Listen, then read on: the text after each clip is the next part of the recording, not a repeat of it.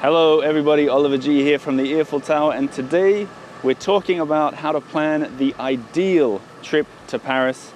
I'm here with two Paris planning experts. It's Bertrand and Marie from My Private Paris, and they're going to be breaking down the top 5, the big 5 if you will, things to do in this city as we watch them go by from this private boat on the Seine River. Are you ready? Let's do it.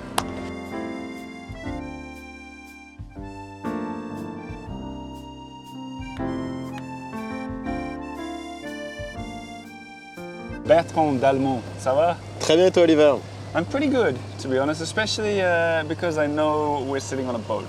A private boat? Private boat is kind of my happy place in Paris. Is it? I think so. Question before we get into anything. Seeing the city from the river, is it a whole different vibe from walking? Yes. How so? Very much so. First, we don't have cars around. We don't have people on bicycles. It feels really private, especially on this type of boat. And we get to see it from a different angle. We're a bit lower than on the regular streets. Yeah. And it gives us a wider perspective on the monuments, especially the big ones. The big 5. Have you been to Africa? I have been to Africa. So you know they got the big 5 animals that you see? Yes. We're going to see the big 5 monuments, and I know already that your favorite monument in Paris, I think, is Notre Dame. Yes. True? Can we see it? Tell me about it. First, if we talk about planning the ideal trip to the city, should Notre Dame be an immediate, put it to the top of your list kind of thing? Honestly, whether it's your first time or your 100th time to Paris, not seeing Notre Dame after what has happened would be a crime. So yes, definitely go see Notre Dame, but be prepared that there are big crowds. I mean, the place was closed for more than 5 years. It burned. It was on live television worldwide. It was rebuilt in a very extraordinary fashion, super quickly. So not seeing it would be a total disaster. Just for people's perspective at home, how many times have you been inside Notre Dame? I started being a guide 15 years ago, giving tours around Notre Dame Cathedral. So how many times? I would say exactly 1,236. Oh, wow, really? But roughly. Yeah. Okay, so you put it to the top of the list. I think there's, as we're recording this, the summer hasn't really come around. The crowds are already there. We talk about ideal travel planning. Can you set people some expectations about how to get in, best ways to see it? Do you need to get a ticket, that kind of stuff? So that's the new thing. It's the possibility to book a ticket, which is a timed entry inside the cathedral. If you do so, there is a specific access through security, so it's not instant access inside, but it's very quick. If you don't, you have to go through a line. I can't really tell you how the line is going to be, but let's say that in the last 4 months, what I have observed as a guide is that after 9:45 a.m., the line starts to be big. And it moves quickly, or? It's a walking line, so it moves quickly. Don't be impressed. And if you can't get your hands on tickets because they are available on the day by 5 a.m., so it's, if you don't have tickets, you can still go inside the cathedral. Right. It's just that you'll have to go through a different security line. Again, it's a walking line. So the maximum would be like 25-30 minutes, which is not the end of the world. But if you don't want to do that, early morning is the best. 2 follow-up questions. Do you guys guide inside there? So we will be allowed to give tours inside of Notre Dame after Pentecost, which is June 9th. Before that, the Diocese of Paris has asked guides to not give tours inside, so to leave 6 months for the worshippers only. So I'm hoping, I can't wait for June the 10th to actually be guiding actively inside of Notre Dame. So for now, our guide's sort of based on the outside and telling you what to see on the inside. Okay, and then the follow-up question was, I've never been to the top. Never? No. It was something that's why I started doing these bucket lists, because I always planned to go up there, and I was like, it'll always be there tomorrow or the next day or whatever. And then one day it wasn't. What's the deal with that? It's going to be a while till you can get up there again? It has not reopened yet, but it will. The 2 bell towers are run by the National Monument Commission. So for now, the access is still not possible. They're trying also to think of having a better way, better experience. So it will reopen. Not yet. We don't know how. What's the official word for it up there? Is it like visiting the bell tower? Is that what you say? The Tour de Notre Dame, the towers of Notre Dame. Okay. Last question on Notre Dame before we sit and enjoy the cruise a little bit. Do you think that visitors, whether it's their first or 50th time to the city, do you think they should see Notre Dame as soon as you get here? Or No, towards the not end of the trip? necessarily. What I would advise is get to Notre Dame early morning. Probably not on your arrival day. Most people arrive in the morning. Maybe the next day you'll be a bit tired. So a few days. See it when you're ready. Yes. You know what I thought? The last thing I'll say here is when you said you're seeing the city from underneath, it reminds me of what you said about Gothic cathedrals. Yes. That right? idea of looking up as you walk in. It's almost like it was made to be seen like this. It creates even more impression of having these rockets, on their way to heaven. And I got to say, on a boat in the end of March 2025, it's looking pretty good. It looked pretty much almost ready. I think we're very lucky to see it now. Well, not long till we can go and visit the entire thing in the top. I'll be going there with you if you don't mind, because I want some of that knowledge. Yeah, I will with pleasure, always. Now, is it champagne? Oh, why not? Okay, all right.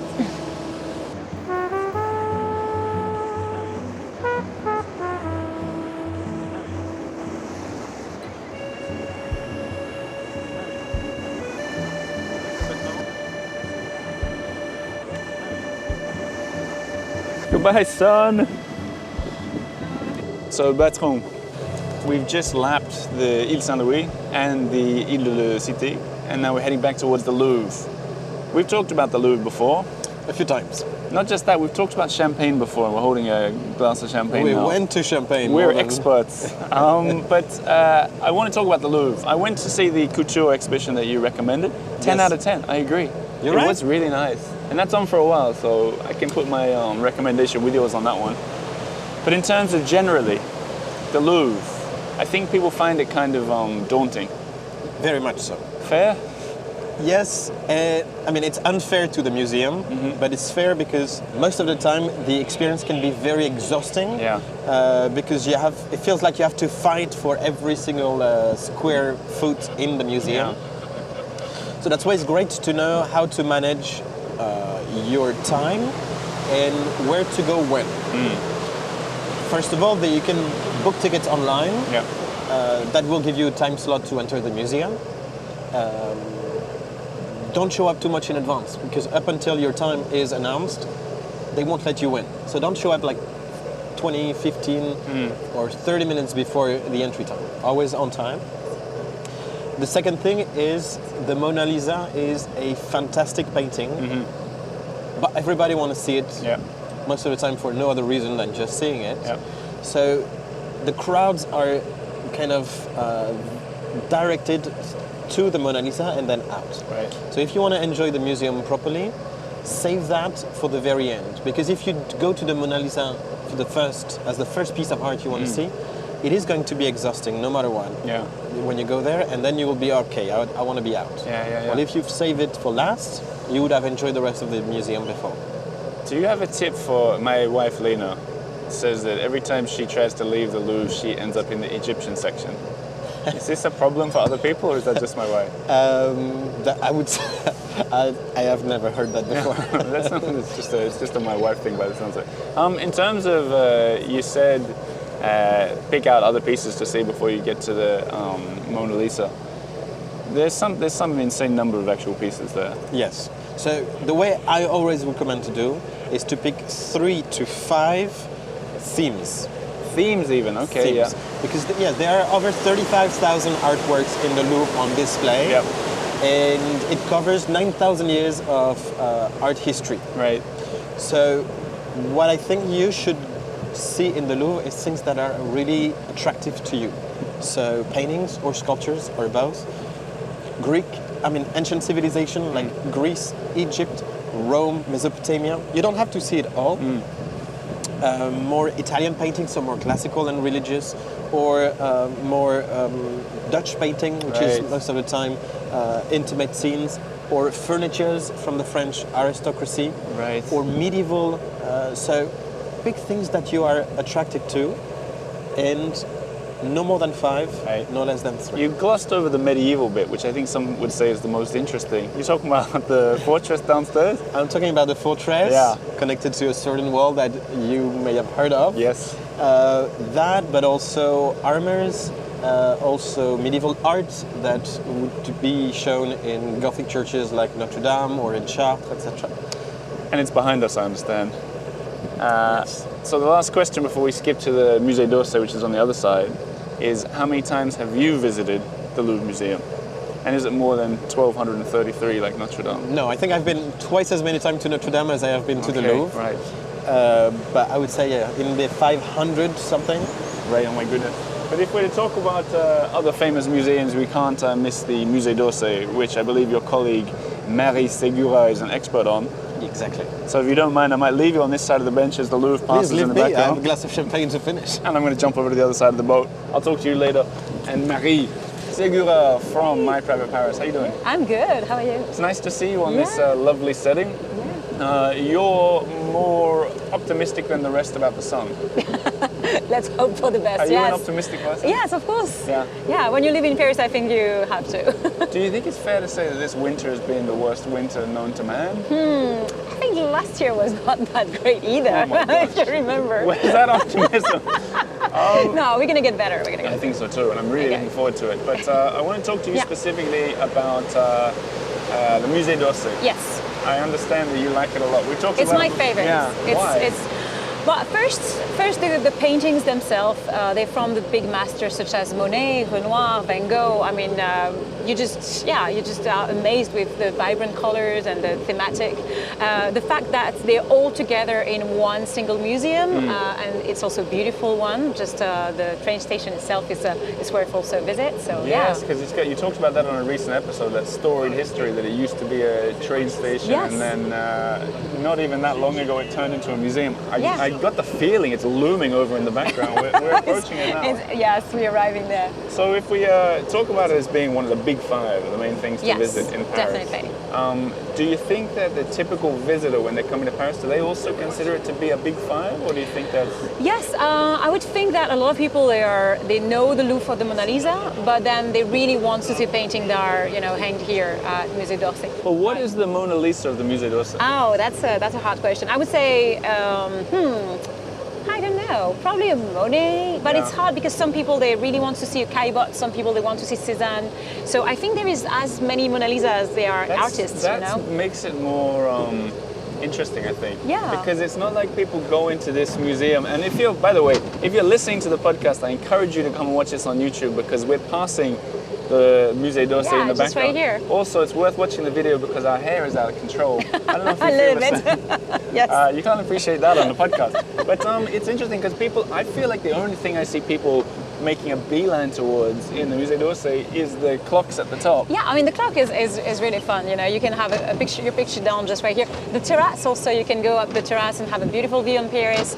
So yeah, besides the arts, you also have the museum to explore and a great salle de bal and a great restaurant as well. So Salle de bal, can you explain that? What is that? Yeah, a dancing ballroom. It's this golden, beautiful room. It looks like you're in a palace, somehow. It's not used for... It's not anymore used for a dancing Right. ball, but it used to be because the museum. So it's really focusing on the 19th century and the 19th century painter, but also art de vivre. Like dancing, going to the opera, having fun at night. That's exactly what you feel when you enter in the Musée d'Orsay. Now, practically, from your perspective, I know that you guys do before it's open tours, Yeah. which are popular with people who want to get in there and have it all to themselves. And I know you do tours as well, just typical tours showing Yes, people around. of course. People who are planning out their trip, interested in a tour, we'll obviously have the links down below. But for everyone listening who's got this on their big five, is there a lot of preparation? Bertrand was talking about going to the Louvre, getting there at a certain time. Is it like that with the... I would say it's a bit easier. Musée d'Orsay is easier. The best way to me is to go to they're doing these evening sessions, Thursday evenings. That's to me the best. It's much quiet, but of course in the morning time as well. But you don't have to prepare that much because it's not as it's not as crowded at the Louvre, and also people are just very respectful. They are more quiet. It's not as the Louvre needs to be like some physical and psychological preparation Yeah. to go in. Here, no, it's laid back. It's very, it's very Do you quiet. think that it attracts a different type of clientele, the Musée d'Orsay? I would think so. I think Musée d'Orsay is, if you're in a matter of impressionism, Yeah. then yes, you go.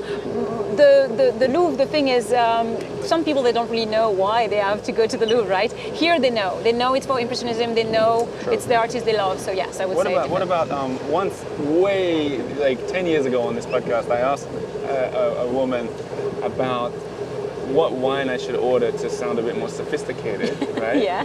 Do you think it sounds more sophisticated To go to say Musée that you d'Orsay? prefer the Musée d'Orsay? Because this is Probably. Yeah. Probably. Yeah, you're right. So this is a great tip for anyone listening at home. When someone says, "Did you go to the Louvre?" If you respond, "Well, I much prefer the Musée d'Orsay," it makes you sound. It could be a little bit snobbish, but it could be true as well. Being like more. Again, if you know your art history and you know your artist, yes, Musée d'Orsay could be. Yeah. Well, all the listeners at home will know now that when I say my favorite is Musée d'Orsay, I'm just pretending to be sophisticated. But good tips. Okay, onwards to the next of the big five, which I Yes. assume will include the The Eiffel Tower. Tower, at of some point. course. Yes. But until then, cheers to you, and thanks for bringing me on this cruise. My pleasure.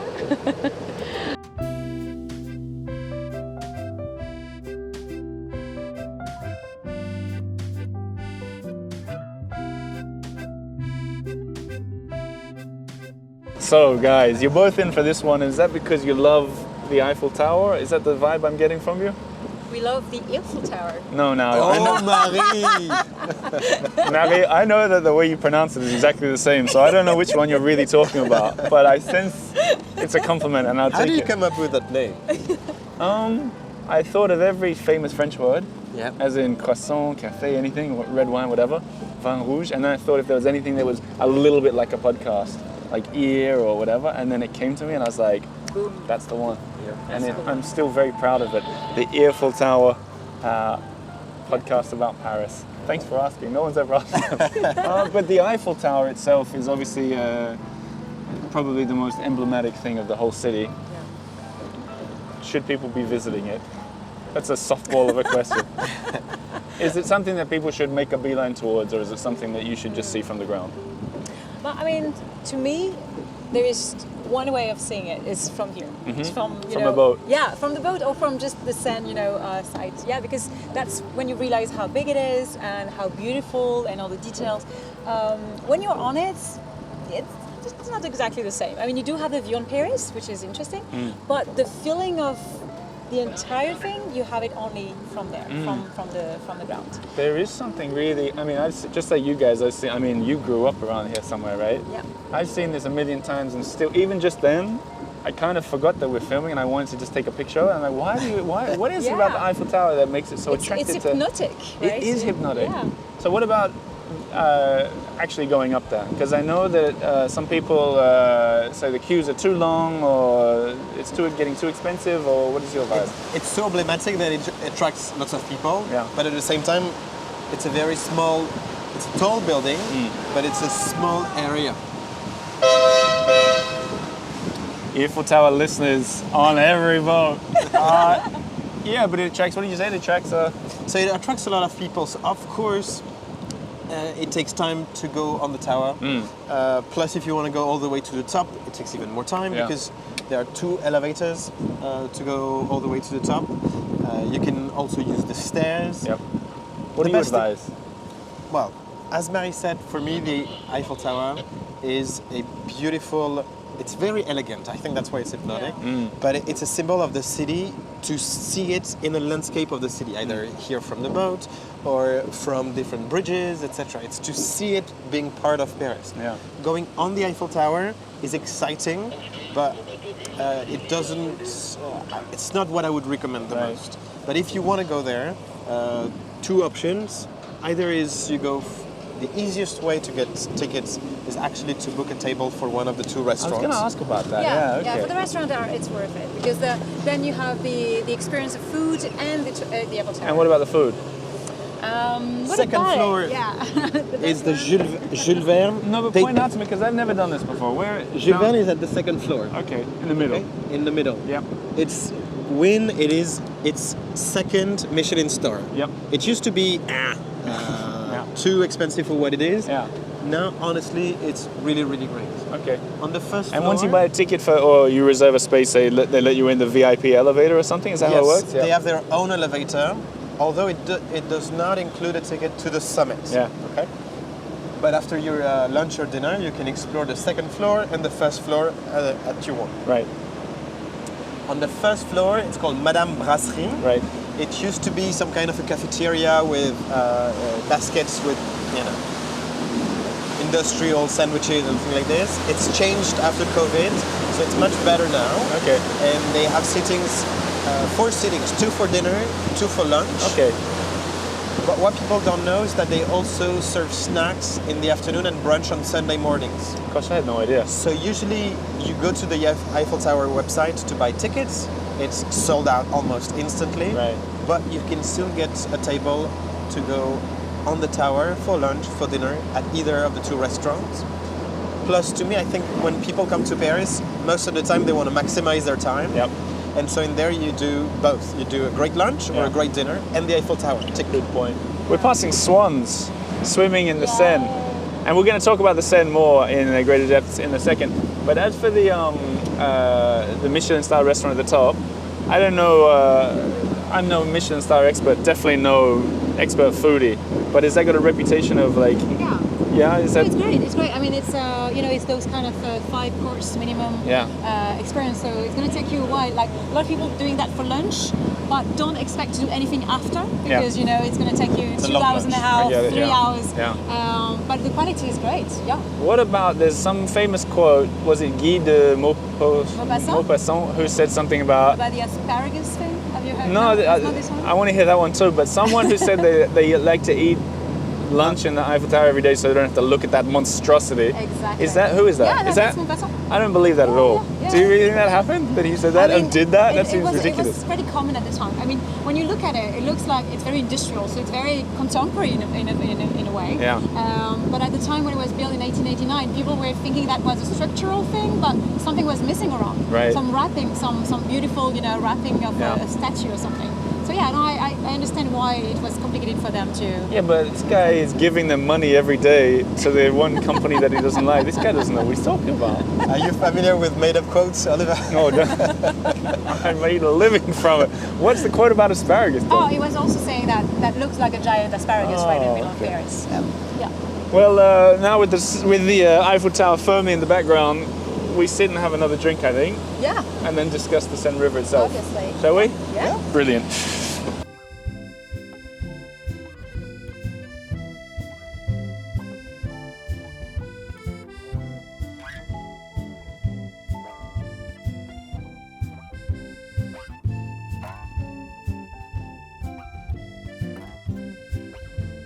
So talking about the big 5, Marie and Bertrand, the big 2 I call you guys. we're on the Seine River, which surprise is the 5th of the big 5. Yes. So we talked about Notre Dame, we talked about the Louvre, the Orsay, the Eiffel Tower, and then the 5th is the Seine. Yes. How did this get the 5th place? Well, first, Paris started on the Seine River. If you see the symbol of Paris, it's a boat. So that makes sense that the Seine is now the heart of Paris, and still today it's something that you need to visit. But explain, what do you mean it started on the river? How do you mean? So you see this little island, Ile de la Cité, that was, the birthplace of Paris. And so all around you had the river, and the river was carrying the people, but also the material and everything that, make Paris grow. And still today it's it's a bit more touristy than it used to be, but fewer Vikings as well. Fewer Vikings, but it's still a great frontier, to the external world. Right. And in terms of today, you said it's more tourists. Yes. Is that a good thing, bad thing? For a long time, the river was also a place for working. Like a lot of people were actually washing clothes here. Is that what these hooks are? These big... those were to tie boats. That's what I always wondered, yeah. That somebody, some people are working still, like the policemen that just right here. They're weaving to us. And the firemen. All of those were for boats, or also to put some chains also in some of the location as well. And in terms of, I think because the Seine is such a passive part of Paris, it's just always there running through it. Some people will never step on a boat going through it. Do you feel that they're missing out? Is this the way to get amongst it and actually experience it rather than it being a passive background? I think so, yeah. Marie said it very well. It's the blood and vein of Paris, and if you don't take the time to either sit by the docks or take a cruise, you will miss something of Paris, which is to be living along the river Seine. Right. So there are many ways to do that. You can take a walk, you can just sit, you can have a picnic by the river, you can be on a boat. You can walk on those beautiful bridges. That's what I was going to say. You mentioned walking, and taking the bridges is a large part of that. People at home, if the audio sounds different in the podcast version of this, it's because sometimes we're going under these bridges. And right now we're going under the Pont Alexandre III. In terms of the Paris bridges, yeah, so I was going to say, which is it? Bridge. Where does the Pont Alexandre III rank among the bridges of the city for you guys? To me, it's the most beautiful one. Yeah. First, there is gold on it. Yeah. So just starting with that. Also the location with here Le Grand Palais, the Champs-Élysées on one side, Yeah. the Invalides on the other. Of course, it's make it even more majestic. And it's also very oftenly used in movie clips or know in And weddings. A lot of people go and have their wedding Weddings, photos yes, there. for sure. What about you, Bertrand? Favorite bridge? Is that your wedding bridge? My favorite bridge, I mean, this one's the most iconic. My favorite one is the Pont des Arts, which is a pedestrian bridge between the Louvre and the French It's Institute. more artsy. Yeah, it's more poetic in a way. Yeah. The other one is more charismatic. Right. Yeah. You know which I proposed to Lena, my wife, No. on a Paris bridge. Really? Which one? Pont du Carrousel. Oh. You know which one I'm talking about Yes. immediately? That's where we met just today. Oh. As in, that's where we met for this boat cruise. But Why did you pick that one? I didn't really. It was just there when I was. Because you were on the most romantic place. I was on the most romantic walk of my The life. Seine River. Yeah, something like that. But Quick question: did she say yes? look. But in terms that time, maybe you asked a second time. No, that could be true actually. But in terms of this whole episode is about the ideal way to plan a trip to Paris.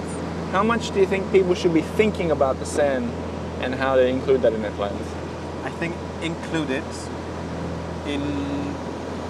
for sure, especially on the first time in Paris, or if you haven't been in a while, because it gives you a way to rediscover the city. You can't imagine how many, even locals, who have cousins or family visiting, and they'll be, okay, I'll take the Seine cruise, and then they will be, wow, it's actually more beautiful than they anticipated. So of course, some people don't want to be on a big boat with 500 other people and being posed, etc. So it's a more refined way to do that. But honestly, you can't get tired of cruises in the River Seine. To me, my favorite time, if I had to select one to do such a cruise, it's at the end of the day.